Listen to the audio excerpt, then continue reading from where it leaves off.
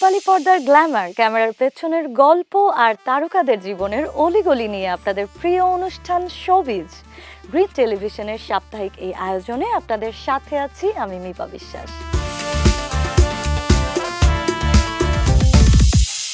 হলিউডের red carpet থেকে টলিউডের shooting floor কিংবা কান্ট্রি মিউজিক থেকে গ্লোবাল চার্টবাস্টার, বিনোদনের সব টাটকা খবর থাকছে আমাদের আজকের পর্বে।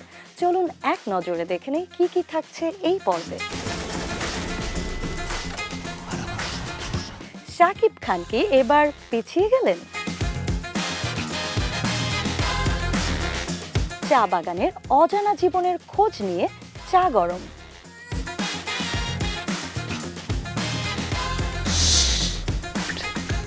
জাতীয় ক্রাশ রাশমিকার জীবনে কি ঘটছে?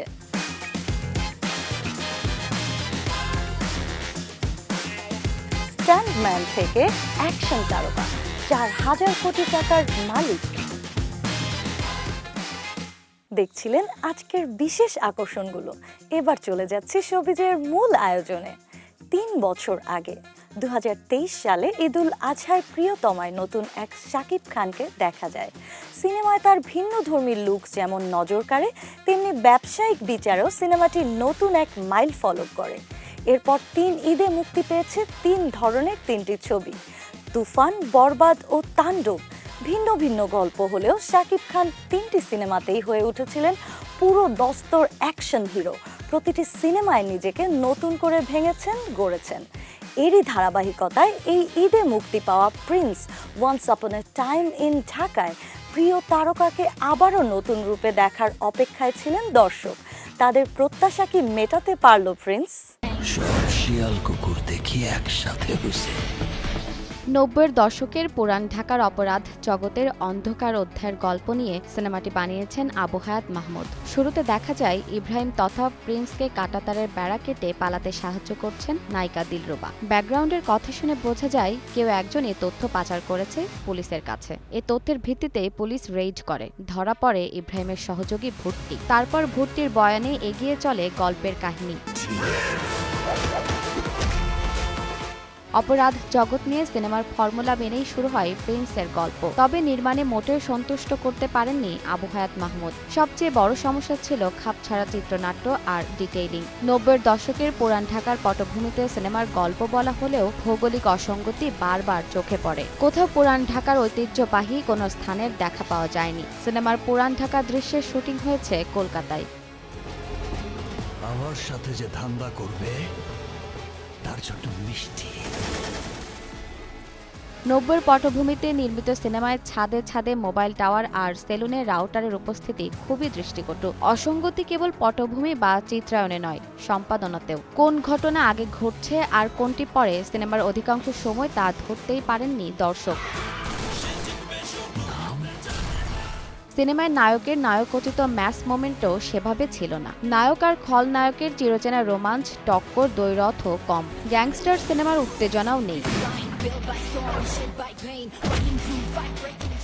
গোপাল কর চরিত্রে লোকনাথ দে ভালো অভিনয় করলেও প্রিন্সের সঙ্গে তার সম্পর্ক ছিল অনেকটাই খাপছাড়া। ঠান্ডা মাথার আফগানি পাঠান চরিত্রে দিবেন্দু ভট্টাচার্য ভালো, কিন্তু তার চরিত্রের ভয়ালো দিক নির্মাতা পর্দায় তুলে ধরতে পারেননি।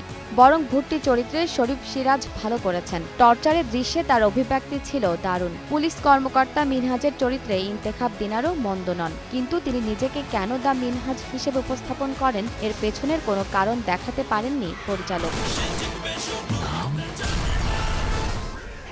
পরিচালক সবচেয়ে হতাশ করেছেন শাকিব ভক্তদের। গত কয়েক বছরে মুক্তি পাওয়া শাকিব খানের সিনেমাগুলোই তাকে উত্তরোত্তর উন্নতি করতে দেখা গেছে। তুফান আর বরবাদে স্টাইলিশ অ্যাকশন আর তাণ্ডবে হ্যান্ড টু হ্যান্ড কম্ব্যাট করে চমকে দিয়েছিলেন শাকিব, কিন্তু তার সেই অ্যাকশনের ক্ষমতাকে যেন কাজে লাগাতে পারেননি পরিচালক। পুরো সিনেমার অ্যাকশন কোরিওগ্রাফি গড়পড়তা। টানা কয়েক বছর চমকে দেওয়ার পর শাকিব কি আবার একটু পিছিয়ে গেলেন? শিয়াল কুকুর দেখি একসাথে হইছে। শাকিব খানের বিপরীতে সোনিয়া চরিত্রে জ্যোতির্ময়ী কুণ্ডু ছিলেন বেমানান। প্রথম দিকে রোমান্টিক দৃশ্যগুলোই চলনসই হলেও শেষ দিকে তিনি ছিলেন একেবারেই সাদামাটা। তবে তাসনিয়া ফারিনের উপস্থিতি কম সময়ের জন্য হলেও তিনি তার চরিত্রে ছিলেন উজ্জ্বল। বিশেষত জ্বালা জ্বালা ও ডিস্কো সুন্দরী গানে ফারিনের নাচ ও অভিব্যক্তি ছিল দারুণ।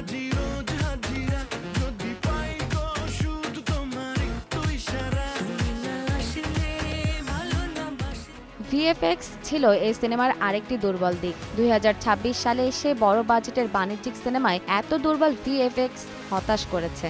শাকিব খানের হাতে যে আইকনিক মেশিন গানের ছবি পোস্টার টিজারে দেখা গেছে, সে দৃশ্যটি যেন সবচেয়ে কম নজর দেওয়া হয়েছে। 25 এপ্রিল প্রকাশ পেয়েছে চরকি অরিজিনাল ফিল্ম চা গরমের অফিসিয়াল পোস্টার, যা দেখে স্পষ্টই বোঝা যাচ্ছে গল্পটির সঙ্গে চায়ের সম্পর্ক রয়েছে। পরিচালক শঙ্খ দাশগুপ্ত বিষয়টি নিশ্চিত করেছেন। চা বাগানের শ্রমিকদের প্রাত্যহিক জীবন, অধিকার, তাদের জীবনমানের কিছু অংশ নিয়ে এই ফিল্ম পাবেন দর্শকেরা।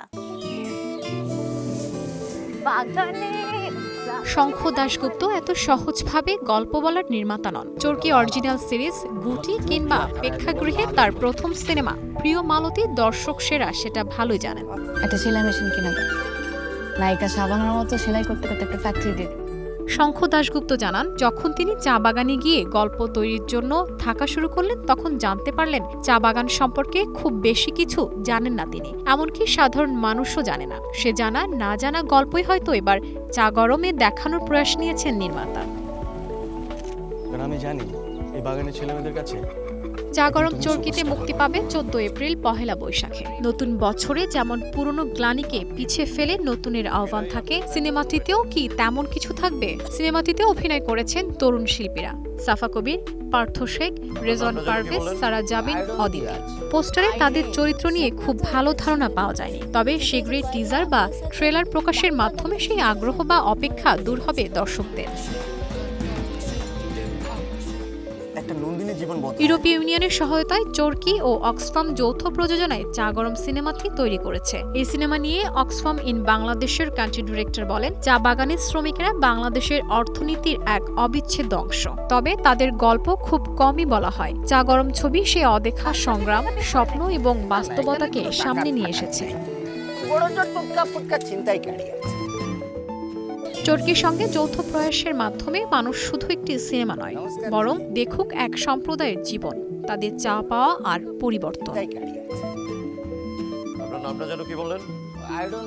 চা গরম মূলত একটি অনুপ্রেরণার গল্প বলে জানিয়েছেন চরকির প্রধান নির্বাহী কর্মকর্তা রেদন রনি। চা গরম দেখার মাধ্যমে ইতিবাচক মনোভাব তৈরি হোক, সেই প্রত্যাশা সবাইকে নববর্ষের অগ্রিম শুভেচ্ছা। গল্পে আরও আছেন এ কে আজাদ সেতু। চা গরমের গল্প ও চিত্রনাট্য লিখেছেন সাইফুল্লাহ রিয়াজ।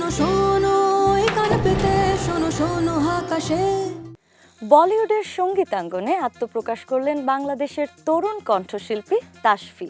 জনপ্রিয় র্যাপার বাদশা এবং অভিনয় শিল্পী ও গায়িকা নোরা ফাতেহির সঙ্গে সাজনারে শিরোনামের একটি গানের সহযোগী শিল্পী হিসেবে কণ্ঠ দিয়ে এরই মধ্যে আলোচনায় এসেছেন তিনি।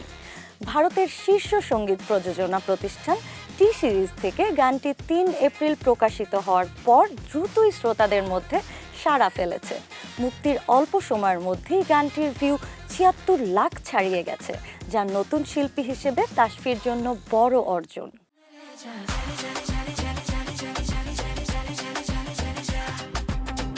সাজনারে গানটির সঙ্গীত পরিচালনা করেছেন বাংলাদেশি তরুণ সঙ্গীত পরিচালক সঞ্জয়, যিনি এর আগেও বলিউডের সঙ্গীত শিল্পীদের সঙ্গে বিভিন্ন প্রজেক্টে কাজ করেছেন। সাজনারে গানের র্যাপ অংশসহ পুরো গানের কথা লিখেছেন বাদশা নিজেই। আধুনিক সাউন্ড, বড় আয়োজনের মিউজিক ভিডিও এবং জনপ্রিয় তারকাদের উপস্থিতি, সব মিলিয়ে গানটি ইতোমধ্যেই সামাজিক যোগাযোগ মাধ্যম ও ইউটিউবে আলোচনার কেন্দ্রে উঠে এসেছে। এই বড় প্রজেক্টে যুক্ত হওয়ার গল্পটা তাসফির জন্য ছিল একেবারেই অপ্রত্যাশিত। গত বছরের শেষ দিকে ঢাকায় আসার পর সঙ্গীত পরিচালক সঞ্জয় হঠাৎ করেই তাকে স্টুডিওতে ডেকে পাঠান। গানটি প্রকাশের সময় পুরো বিষয়টি জানার পর তাসফি যেন অবাক হয়েছেন। তিনি উচ্ছ্বাসও প্রকাশ করেছেন। এই অর্জনের পেছনে দীর্ঘদিনের সাধনা ও আক্ষেপের কথা উল্লেখ করে তাফসি বলেছেন, আমি কৃতজ্ঞ, তবে এই মুহূর্তটাকে নিজের বলে মনে করি, কারণ এই জায়গায় পৌঁছাতে অনেক সময়, পরিশ্রম আর ধৈর্য লেগেছে। তাফসি মনে করেন এই সাফল্য কেবল শুরু মাত্র, সামনে আরও আন্তর্জাতিক মানের কাজের মাধ্যমে নিজেকে প্রমাণ করতে চান তিনি।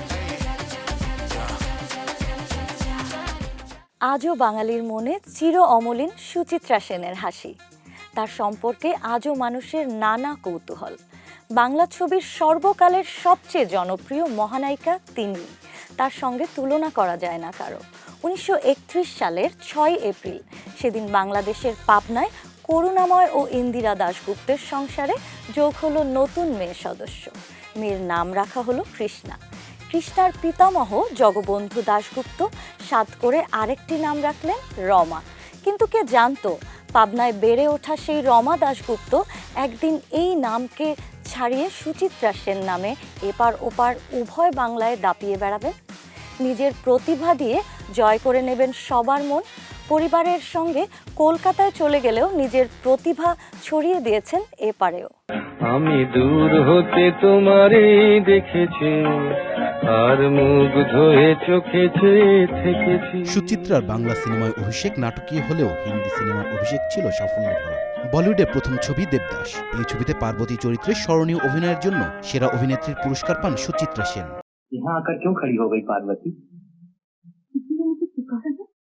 আন্তর্জাতিক চলচ্চিত্র উৎসবে সেরা অভিনেত্রীর পুরস্কার জয়ী প্রথম বাঙালি অভিনেত্রী ছিলেন সুচিত্রা সেন। 1963 সালে মস্কো চলচ্চিত্র উৎসবে সাত পাকে বাঁধা ছবির জন্য স্বীকৃতি পান তিনি। ভারত সরকার 1972 সালে তাকে পদ্মশ্রী সম্মাননা দেয়।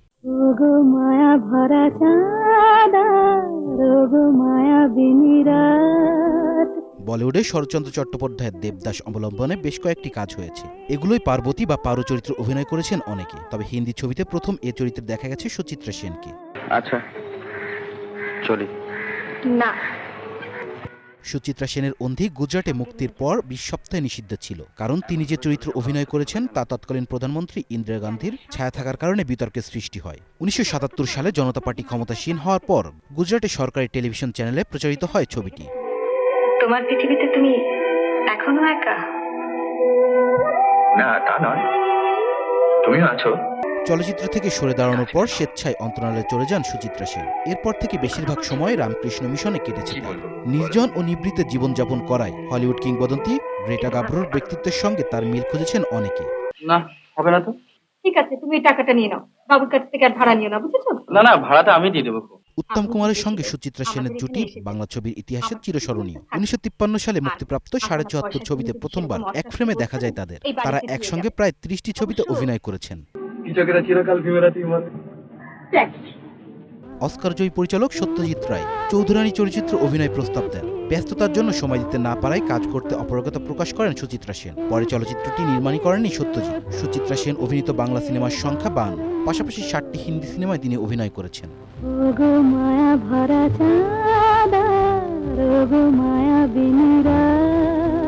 উত্তর ফাল্গুনী ছবিতে যৌনকর্মী পান্নাবাই ও তার কন্যা আইনজীবী সুপর্ণা দৈত্যের চরিত্রে অভিনয় করেন সুচিত্রা সেন। অবাক হবার কিছু নেই, এই কাগজের যিনি মালিক তিনি আমার আত্মীয়। সুচিত্রা সেনই একমাত্র ভারতীয় অভিনয় শিল্পী যিনি দাদাসাহেব ফালকে পুরস্কার গ্রহণে অস্বীকৃতি জানিয়েছেন। পুরস্কারটি পাওয়ার জন্য নিয়ম অনুযায়ী নয়াদিল্লিতে যেতে হতো তাকে, কিন্তু তিনি জনসম্মুখে আসতে চাননি। তুমি কি ভাবছো বলবো?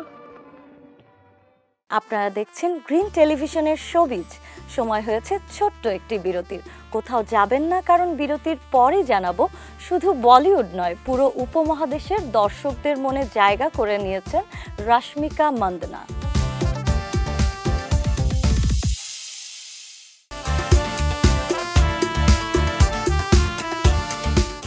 বিরতির পর আবারও স্বাগত জানাচ্ছি গ্রিন টেলিভিশনের সাপ্তাহিক আয়োজন শোবিজে। ছোট্ট শহরের এক সাধারণ পরিবারের তরুণী থেকে কোটি হৃদয়ের স্পন্দন হয়ে ওঠা এই যাত্রা সহজ নয়, কিন্তু সেটি দারুণভাবে সম্ভব করেছেন রশ্মিকা মান্দানা। প্রায় তিনি আলোচনায় আসেন, তাকে নিয়ে নানাভাবে নানা রকম মিম হয়। সামাজিক যোগাযোগ মাধ্যমে তার ছবি, গান কিংবা সিনেমার দৃশ্য সবকিছুই মুহূর্তে ছড়িয়ে পড়ে। শুধু বলিউড নয়, পুরো উপমহাদেশের দর্শকের মনে জায়গা করে নিয়েছেন অভিনয়, জনপ্রিয়তা, প্রেম ও সময়ের সঙ্গে নিজেকে বদলে নেয়ার অনন্য এক যাত্রায়। तुझे नहीं है मेरी कदर, हम हैं not made for each other, तुझे नहीं है मेरी कदर, हम हैं not made for each other। 1996 সালের 5 এপ্রিল ভারতের কর্ণাটকের গোডাগু জেলার বিরাজপেট এলাকায় জন্ম রশ্মিকা মান্দানার। কফির বাগান আর পাহাড় ঘেরা শান্ত পরিবেশেই কেটেছে তার শৈশব। স্কুল জীবন থেকে তিনি ছিলেন প্রাণবন্ত, আত্মবিশ্বাসী ও সহপাঠীদের মধ্যে জনপ্রিয়। সাংস্কৃতিক কর্মকাণ্ড, বিতর্ক ও উপস্থাপনায় সক্রিয় অংশগ্রহণ করতেন। পরে বেঙ্গালুরুর MS রামায়া কলেজ থেকে মনোবিজ্ঞান, সাংবাদিকতা ও ইংরেজি সাহিত্য এই 3 বিষয়ে স্নাতক ডিগ্রি অর্জন করেন। বিশ্ববিদ্যালয় জীবনে থাকতে মডেলিংয়ে আগ্রহী হয়ে ওঠেন। 2014 সালে clean and clear fresh face of India প্রতিযোগিতায় অংশ নিয়ে বিজয়ী হন। এর পরপরই তিনি এই ব্র্যান্ডের অ্যাম্বাসেডর হিসেবে কাজ শুরু করেন। একই সময় বেঙ্গালুর ল্যামোর টপ মডেল হান্টে সাফল্য পান, যা তাকে ফ্যাশন ও বিজ্ঞাপন জগতে আরও পরিচিত করে তোলে। কোডাগুর নিরিবিলি পাহাড় থেকে যে যাত্রা শুরু, তা খুব অল্প সময়ে পৌঁছে যায় রূপালী পর্দার ঝলমলে আলোয়। 2016 সালে কন্নড় সিনেমা কিরিক পার্টি দিয়ে বড় পর্দায় অভিষেক ঘটে রশ্মিকা মান্দানার। নতুন মুখ হয়েও ছবিতে তার স্বতঃস্ফূর্ত অভিনয়, সহজ অভিব্যক্তি ও পর্দার উপস্থিতি দ্রুত দর্শকদের নজর কাড়ে। ক্যাম্পাস ভিত্তিক এই চলচ্চিত্র বক্স অফিসে বড় সাফল্য পায়, আর সেই সাফল্যর অন্যতম মুখ হয়ে ওঠেন রশ্মিকা। প্রথম ছবিতে জনপ্রিয়তা পাওয়ার নির্মাতাদের আস্থা অর্জন করেন তিনি, যা তাকে কন্নড় ইন্ডাস্ট্রিতে শক্ত অবস্থান এনে দেয়। अच्छा तुम समझते हो मैं पिघल जाऊंगी? अभी भी तुम्हारे टुकड़े टुकड़े करने का मन कर रहा है मेरा। তার ক্যারিয়ারের প্রকৃত মোড় ঘোরে গীতা গোবিন্দমের মাধ্যমে, যেখানে সহ অভিনেতা ছিলেন বিজয় দেবরাকোন্ডা। রোমান্টিক কমেডি ঘরানার এই ছবিতে তাদের অনস্ক্রিন রসায়ন দর্শকদের কাছে ব্যাপকভাবে জনপ্রিয় হয়, আর রশ্মিকা রাতারাতি হয়ে ওঠেন তরুণ প্রজন্মের crush. Rashmika national crush. Let me be your comrade. Dear কমরেডে এক জটিল আবেগঘন চরিত্রে অভিনয় করে দেখান ভিন্ন এক রশ্মিকাকে, যেখানে তিনি একজন নারী ক্রিকেটারের সংগ্রাম ও মানসিক দ্বন্দ্বকে বিশ্বাসযোগ্যভাবে তুলে ধরেন। পাশাপাশি সারিলেরু, নিকেভারু, বিম, সুলতানের মতো বাণিজ্যিক ছবিতেও সমান স্বাচ্ছন্দ্যে অভিনয় করে তিনি প্রমাণ করেন গ্ল্যামার ও অভিনয় দুই ক্ষেত্রেই তিনি সমান দক্ষ। এই সময়টাতে তিনি শুধু একজন জনপ্রিয় নায়িকা নন, বরং বহুমাত্রিক অভিনয় শিল্পী হিসেবে নিজেকে প্রতিষ্ঠিত করেন। हाँ खड़ी खड़ी सोच जल्दी आना। मुझे डर लग रहा है कहीं उसने गाल पे काट लिया तो। 2021 সালে মুক্তি পাওয়া পুষ্পা দ্য রাইজ শুধু একটি সিনেমা নয়, বরং রশ্মিকা মান্দানার ক্যারিয়ারের এক বড় বাঁক। শ্রীবল্লী চরিত্রে তিনি হাজির হন একেবারে ভিন্ন চরিত্রে, মেকআপ নির্ভর গ্ল্যামার নয়, বরং গ্রামীণ এক সাধারণ মেয়ে সহজ সরল জীবন, আবেগ ও ভালোবাসা সামনে রেখে। তার সংলাপ বলার ভঙ্গি, দৃষ্টির ভাষা আর শরীরী অভিনয় সবকিছু এতটাই স্বাভাবিক ছিল যে দর্শক চরিত্রটির সঙ্গে সহজেই সংযোগ তৈরি করতে পেরেছেন। ছবির গান সোয়ামী সোয়ামীতে রশ্মিকার নাচ ও উপস্থিতি আলাদাভাবে জনপ্রিয়তা পায়। সামাজিক যোগাযোগ মাধ্যমে অসংখ্য রিল, কভার ও ট্রেন্ড তৈরি হয় এই গানের সঙ্গে। একইভাবে শ্রীবল্লীর সংলাপ ও দৃশ্যগুলো ভাইরাল হয়ে যায়, যা তাকে ঘরে ঘরে পরিচিত করে তোলে। এই সিনেমার মাধ্যমে রশ্মিকা প্রথমবারের মতো সত্যিকারের প্যান ইন্ডিয়ান পরিচিতি পান। দক্ষিণ ভারত ছাড়িয়ে হিন্দি ভাষাভাষী দর্শকদের কাছেও সমান জনপ্রিয় হয়ে ওঠেন।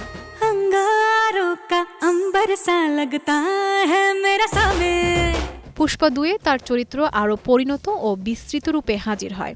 গল্পে শ্রীবল্লীর অবস্থান আরও গুরুত্বপূর্ণ হয়ে ওঠে, আর রশ্মিকাও সেই জায়গায় নিজের উপস্থিতি দৃঢ় করেন। পুষ্পা শুধু তাকে জনপ্রিয় করেনি, তাকে এক লাফে ভারতের মূলধারার তারকাদের কাতারে তুলে দিয়েছে। इंसल्ट नहीं आपको प्राउड करने के लिए। अरे प्राउड करना तो पहले बात करना सीखो। দক্ষিণ ভারতীয় সিনেমায় ধারাবাহিক সাফল্যের পর বলিউডে পা রাখেন রশ্মিকা মান্দানা, যা তার ক্যারিয়ারের জন্য ছিল এক নতুন চ্যালেঞ্জ। বলিউডে তার অভিষেক গুড বাই দিয়ে, যেখানে সহ অভিনেতা ছিলেন অমিতাভ বচ্চন। পারিবারিক আবেগঘন গল্পে এক সংবেদনশীল মেয়ের চরিত্রে অভিনয় করেন তিনি, সংযত পরিমিত অভিনয়ে দৃষ্টান্ত রাখেন। तुमने कभी सोचा है कि हम कहीं और जाके सुकून की जिंदगी जिए? हमारा सुकून तो आप ही हैं। आपका साथ हो तो जहन्नुम भी जा सकते। মিশন মজনুয়ে গুপ্তচর কাহিনীর ভেতরে এক ভিন্ন মাত্রার চরিত্রে দেখা যায় তাকে, যেখানে তার অভিনয়ে ছিল সংযম ও আবেগের মিশেল। আর অ্যানিমেলে এসে তিনি আরো জটিল সম্পর্কে টানাপোড়েনে ভরা এক চরিত্রে অভিনয় করেন। तुम्हारा मैच देखने तो बहुत लोग आए थे। तुम क्रिकेट खेलती हो? हाँ state player. State player? State player? State player? इसमें इतना चौंकने वाली क्या बात है? আজকের দিনে রশ্মিকা মান্দানা শুধু একজন অভিনেত্রী নন, তিনি একটি শক্তিশালী ব্র্যান্ড। বর্তমানে ছবি প্রতি 4 থেকে 6 কোটি রুপি পর্যন্ত পারিশ্রমিক নেন তিনি। অভিনয়ের বাইরে রশ্মিকার আয়ের বড় একটি অংশ আসে বিজ্ঞাপন ও ব্র্যান্ড এন্ডোর্সমেন্ট থেকে। আন্তর্জাতিক ও দেশীয় একাধিক নামী ব্র্যান্ডের সঙ্গে যুক্ত তিনি। ফ্যাশন, বিউটি, লাইফস্টাইল থেকে শুরু করে প্রযুক্তি পণ্যের বিজ্ঞাপনেও নিয়মিত দেখা যায় তাকে। तुम्हारा सीक्रेट सेफ रहेगा but only if I get a roll done print worry free in colour social মিডিয়াতেও রশ্মিকার প্রভাব বিস্ময়কর। ইনস্টাগ্রাম, ফেসবুক সহ বিভিন্ন প্ল্যাটফর্মে তার কোটি কোটি অনুসারী রয়েছে। নতুন ছবি, গান কিংবা ব্যক্তিগত মুহূর্ত যাই শেয়ার করেন, মুহূর্তেই তা ভাইরাল হয়ে যায়। সব মিলিয়ে রশ্মিকার ক্যারিয়ার এখন এমন এক জায়গায় দাঁড়িয়ে যেখানে জনপ্রিয়তা, অর্থনৈতিক সাফল্য, সামাজিক প্রভাব তিনটি সমানভাবে কাজ করছে। জ্যাকি চ্যান শুধু অভিনেতা নন, একজন গায়কও। বহু ছবিতে নিজেই গান গেয়েছেন। তার নামে রয়েছে স্ট্যান টিমও। তিনি শিশুদের জন্য নানা দাতব্য সংস্থার সঙ্গে যুক্ত। 2016 সালে তিনি পান সম্মানসূচক অস্কার। জ্যাকি চ্যানের ক্যারিয়ারে ব্যর্থতা ছিল প্রচুর। অনেক ছবি বক্স অফিসে চলেনি, কিন্তু তিনি কখনোই থামেননি, বরং প্রতিটা ব্যর্থতা থেকে নতুন কিছু শিখেছেন। আজকের এই সিজিআই আর ভিএফএক্স এর যুগে জ্যাকি চ্যানের বাস্তব অ্যাকশন যেন আরও মূল্যবান হয়ে উঠেছে। 7 এপ্রিল ছিল এই অভিনেতার জন্মদিন। জ্যাকির জন্মদিন উপলক্ষে ফিরে দেখা যাক তার জীবন ও ক্যারিয়ার। বিখ্যাত অভিনেতা, মার্শাল আর্ট তারকা Jackie Chan. Rush hour, Shanghai noon, around the world in 8 days, the karate kid, the forbidden kingdom cinema দিয়ে তিনি জায়গা করে নিয়েছেন সারা দুনিয়ার ভক্তদের মনে। 1954 সালের 7 এপ্রিল হংকংয়ে জন্ম জ্যাকি চ্যানের। তার আসল নাম চ্যান কং সাং। মা বাবা ছিলেন দরিদ্র। ছোটবেলায় পরিবারের আর্থিক অবস্থার কারণে তাকে ভর্তি করা হয় চায়না ড্রামা একাডেমিতে, যেখানে শিশুদের কঠোর শৃঙ্খলা, মার্শাল আর্ট, নাচ, অভিনয় সবকিছুর প্রশিক্ষণ দেওয়া হতো।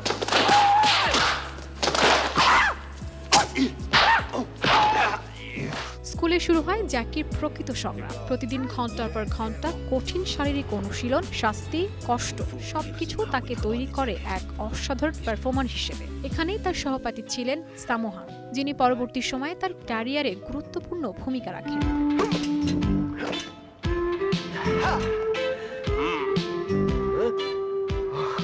শুরুটা মোটেও সহজ ছিল না। 1970-এর দশকে জ্যাকি চ্যান কাজ শুরু করেন স্টান্টম্যান হিসেবে। এমনকি তিনি কাজ করেছেন ব্রুসলির এন্টার দ্য ড্রাগন সিনেমাতেও। কিন্তু সমস্যা ছিল, তিনি ব্রুসলির মতো নন। প্রযোজকেরা চেয়েছিলেন আরেকজন ব্রুসলি তৈরি করতে, কিন্তু জ্যাকি চ্যান নিজেকে ভাঙতে রাজি ছিলেন না। তিনি তৈরি করলেন নিজের আলাদা স্টাইল, অ্যাকশন আর কমেডির মিশ্রণ। এই পরিবর্তনের ফল আসে 1978 সালে snake in the eagle's shadow ও ড্রাঙ্কেন মাস্টারের মাধ্যমে। এই দুই ছবি তাকে রাতারাতি তারকা খ্যাতি এনে দেয়।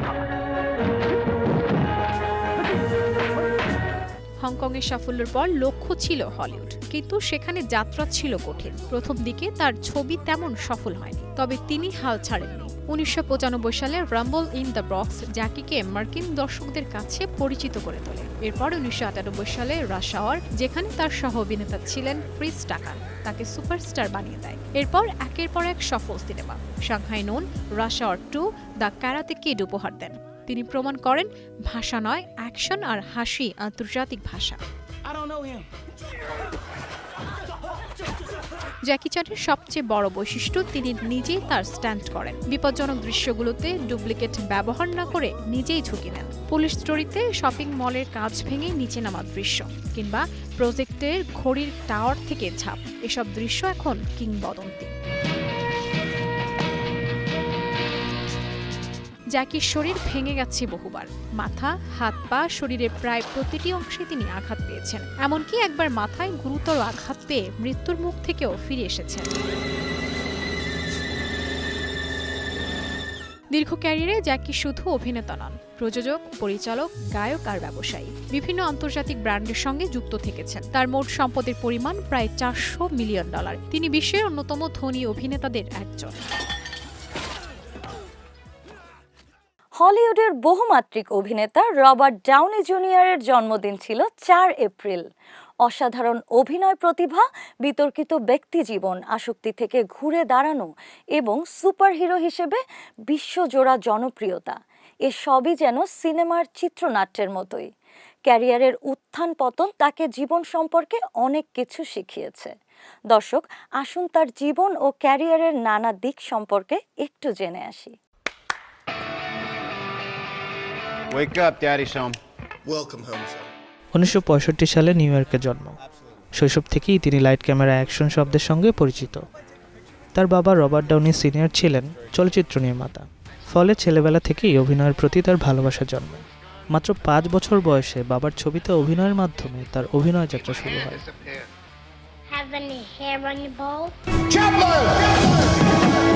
রবার্ট ডাউনি জুনিয়রের অভিনয়ের শুরুটা 1970 সাল হলেও 1880 সালের দশক থেকে তিনি হলিউডে নিয়মিত অভিনয় শুরু করেন। অল্প সময়ে তিনি নজর কাড়েন, তরুণ প্রতিভা হিসেবে পরিচিতি পান। বিশেষ করে চ্যাপলিনে অভিনয় করে সেরা অভিনেতা হিসেবে অস্কার মনোনয়ন পান। একের পর এক ক্যারিয়ারের উত্থান হতে থাকে। ক্যারিয়ার নিয়ে তখন তুমুল আলোচিত। শর্টকাটস, হার্ট অ্যান্ড সোল সহ একাধিক সিনেমায় তার জনপ্রিয়তাকে বাড়িয়ে দিয়েছে। এর মধ্যেই 90 দশকে গণমাধ্যমের শিরোনাম হন এই অভিনেতা। সেটা ছিল মাদক গ্রহণের কারণে। এই মাদকাসক্তি তার কেরিয়ার প্রায় ধ্বংস করে দেয়, যে কারণে তাকে 90 দশকে একাধিকবার গ্রেপ্তার ও পুনর্বাসন কেন্দ্রে যেতে হয়। এ সময় প্রযোজকেরা তাকে সিনেমায় নিতে ভয় পেতেন। জনপ্রিয় ক্যারিয়ার থেকে ছিটকে পড়ে তিনি ভেবেছিলেন হয়তো ক্যারিয়ার শেষ হয়ে যাবে। সেখান থেকে স্ত্রী সুসান ডাউনির সমর্থন ও তার নিজের দৃঢ়তায় তিনি মাদকের আসক্তি থেকে বেরিয়ে আসেন, মনোযোগ দেন অভিনয়ে। পরে তিনি আয়রন ম্যান সিনেমায় স্টার্ক চরিত্রে অভিনয় করে বাজিমাত করেন। এটাই তার পরবর্তী সময় হয়ে ওঠে জীবনের অন্যতম turning point. Truth is, I am Iron Man. হলিউডে এখন তিনি আলোচিত নাম। 3 বার পেয়েছেন অস্কার মনোনয়ন। অ্যাভেঞ্জার্স এন্ডগেম তাকে আরেক ধাপ জনপ্রিয়তা দিয়েছে। সর্বশেষ ওপেনহাইমার সিনেমায় পার্শ্ব চরিত্রে অভিনয়ের জন্য অস্কার পুরস্কার পান। তার হাতে রয়েছে অ্যাভেঞ্জার এবং শার্লক হোমসের মতো সারা জাগানো সিকুয়েল। এই অভিনেতা এখন $300 মিলিয়ন মালিক।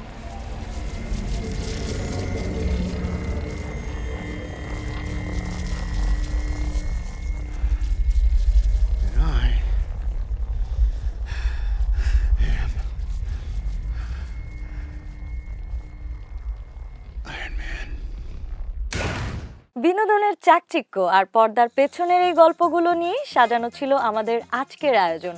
রূপালী জগতের আরও রংচঙের খবর আর অজানা সব তথ্য নিয়ে আগামী সপ্তাহে আবারও হাজির হব শোবিজে। Till then keep watching Green television.